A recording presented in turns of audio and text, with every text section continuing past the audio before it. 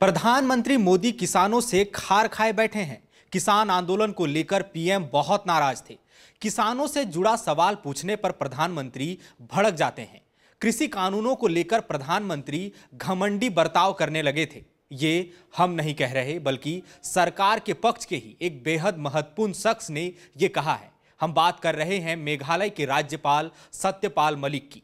सत्यपाल मलिक ने किसान आंदोलन और पीएम को लेकर क्या कहा, ये तो आपको विस्तार से बताएंगे ही, लेकिन पहले आप सत्यपाल मलिक का ये बयान सुन लीजिए। मैं जब किसानों के मामले में प्रधानमंत्री से मिलने गया तो मेरी 5 मिनट में लड़ाई हो गई उनसे, क्योंकि वो बहुत घमंड में थे। जब मैंने उन्हें कहा हमारे 500 लोग मर गए, तुम तो कुतिया मरती है तो चिट्ठी भेजते हो, तो उसने कहा मेरे लिए मरे।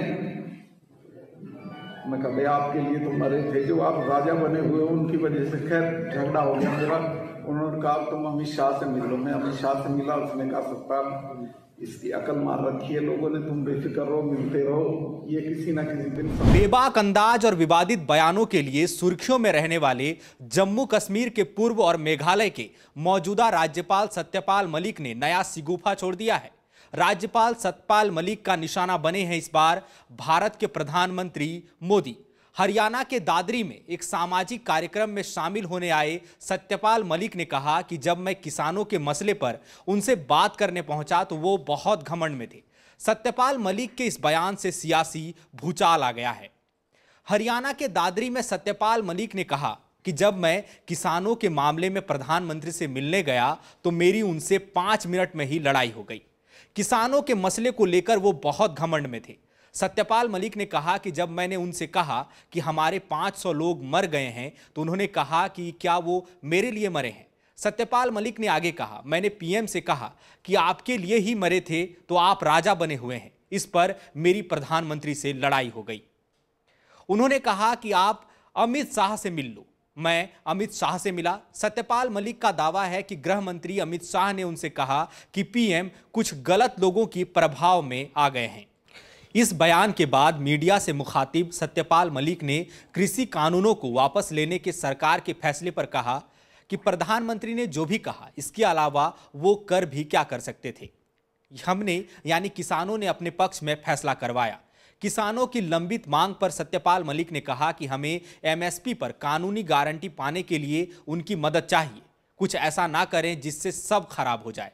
सत्यपाल मलिक ने कहा कि जो मामले अभी भी लंबित हैं, सरकार को ईमानदारी बरतते हुए उसको तुरंत मान लेना चाहिए।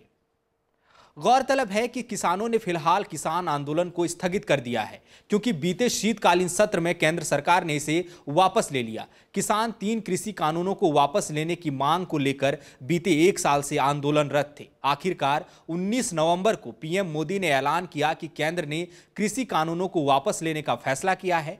बता दें कि सत्यपाल मलिक पहले भी किसानों के समर्थन में केंद्र सरकार पर निशाना साधते रहे हैं। इससे पहले भी जयपुर में मेघालय के राज्यपाल सत्यपाल मलिक ने कहा था कि मैं समर्थन में बोलता हूं, पता नहीं कब दिल्ली से बुलावा आ जाए।